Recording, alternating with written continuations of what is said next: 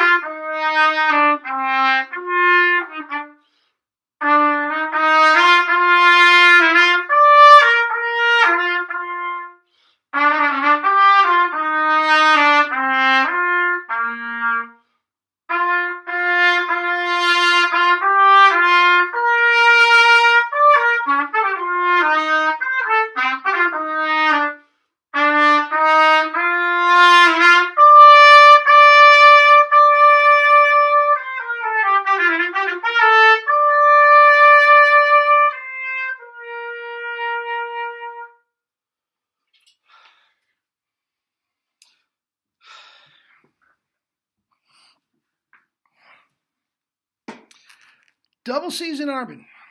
A deadly combination. Anyway,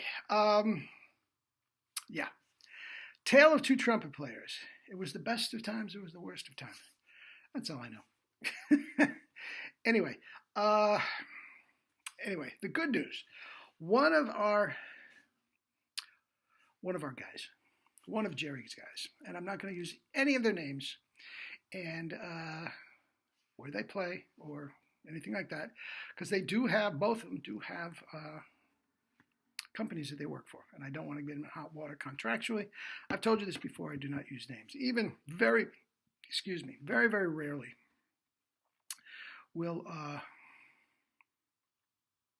I use even one of the viewers' names, okay, unless they give me permission. But anyway, so one of our guys has been using the 1SS pretty much since it came out.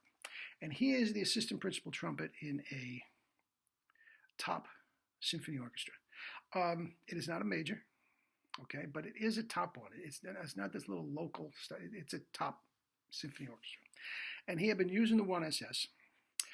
He has a fabulous all-around player. Now, assistant principal, primarily he's playing third trumpet, okay? A fabulous all-around trumpet. Now, the city in which he lives, even though it's a major city per se, the orchestra does not have that long of a season. So he does a lot of outside work. He is a terrific lead player, plays double C's. Double C's for sure on this mouthpiece. And he is an excellent jazz player. Excellent jazz player. Does he have the virtuosity of Wynton? No. But his chops are in tone and power are far superior to Wynton, especially at this point. Okay. Anyway, so he's been using the 1SS since its inception and loving it. Now remember, third trumpet in the orchestra. The other guys are all playing 1Cs and box C trumpets, and he's playing B flat most of the time and blending with all of me. They didn't even know he was using the mouthpiece for a long time. Okay, he didn't say anything. Nobody noticed.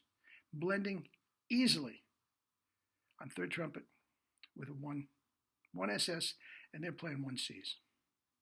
Okay? Now, he recently, I'm going to say a month ago, and the time frame doesn't matter, really. He got a hold of the 1SB, okay? loves that. And he started using that in the orchestra. Nobody knew. One week, and it was a recent week, the principal trumpet player took off. He has, a week off vacation, whatever, paid vacation, whatever the case may be. And our boy went up to first. And they were playing Holst, the Planets. Okay? Now, if you know anything about that piece, it's not a virtuosi thing. It's not like, a trumpet concerto like Mahler Fifth or something like that. But there is some blowing to be involved. Some high C's on the C trumpet. And I guess from all reports, he just absolutely nailed it. The orchestra could not believe how great it sounded, how in tune it was. Now, this is the 1SB on a C trumpet. Okay? And especially a couple of flute players couldn't believe how well it blended, the richness of tone. Okay? So that's one for our side. I don't want to make this a contest, but you know what I'm saying. Okay? Now, I saw a YouTube thing of a principal trumpet player in a major symphony orchestra. Okay? And again, I'm not going to use the name. And he was talking about what he does and his warm-ups and all this sort of stuff, his routines. Now, this guy, excellent trumpet player. I'm not knocking that. Excellent trumpet player. If I used his name, you'd know it immediately. Excellent trumpet player. Now, but it is very much in the Arnold Jacobs Chickowitz mode, where he sounds beautiful in a lyrical tone, mezzo forte, beautiful in the middle register. Okay? Anything above that, above the staff, starts to go flat. Okay? And not the greatest power. Okay? Now I'm talking Mel Broyles power. I'm talking John Ware power. I'm talking Herseth power. He doesn't have that. And don't get me wrong, he'd be the first one to say, no, I don't have that power. Okay? But anyway, he was saying that one of his routines, one of the first things he does for about 5 minutes, takes the tuning slide out and with no mouthpiece, blows in. Now, you do that for 5 seconds, what I just did, and you know what they're after. They're after just a completely 100% free-flowing stream of air. Okay? No compression whatsoever. None. And that's what they're after. Now, guys, forget the trumpet for a second. Forget the trumpet for just a second. Let's go physiology here. Okay? Which, again, I have a degree in that. Okay? If you are doing this, in order to go up or down, something has to change. And if it's not going to be that airflow, remember, that is what they are trying for in all registers. A relaxed airflow. If it's not going to be that, and it's not going to be the tongue is on the bottom and they keep that open, there's only one thing to do. Case closed. And that's stretch. And guys, I don't care what anybody says. And I've looked closely at this guy's chops, and many of these chops, his high C is stretched to the max. Okay? And I don't care what you say. When you are stretched, that closes everything off and it constricts every single thing that they are trying to do by keeping the airflow open. Just the opposite with our system. If you keep that tongue forward, it opens up the neck and the back of the throat wide open in the compression, and there is no strain, no stretching, and that is how you keep an open tone in all registers. Case closed. Mel did it, Herseth did it, Harry James did it, Horst Fischer did it. That's how it's done, guys. It is not done. It's not done like that. You do get some results in the middle register.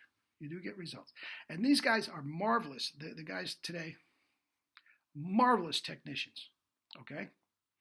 And some, very often, they go faster than Doc Schitzer. They don't play with the tongue Doc Schitzer does. Not even close. And Doc Schitzer played tongue through the teeth. Okay? So, that is that. Our tale of two trumpet players.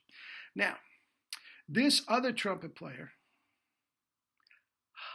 using that approach, cannot play jazz like the first one can, cannot play lead like the first one can, has trouble even playing a Bernstein concert. Guys, on C trumpet, he can't play the Bernstein concert. Guys, Phil Smith could. Phil Smith was tonguing through the teeth, using a bathtub mouthpiece that I didn't like, but he could play the Bernstein concert beautifully. Nope. Sorry, guys. And I'm not knocking anybody, but that is true power versus conventional wisdom. The tale of two trumpet players. Anyway, that's it. Love you all. Have a great day. I will see you tomorrow, and live life with true power.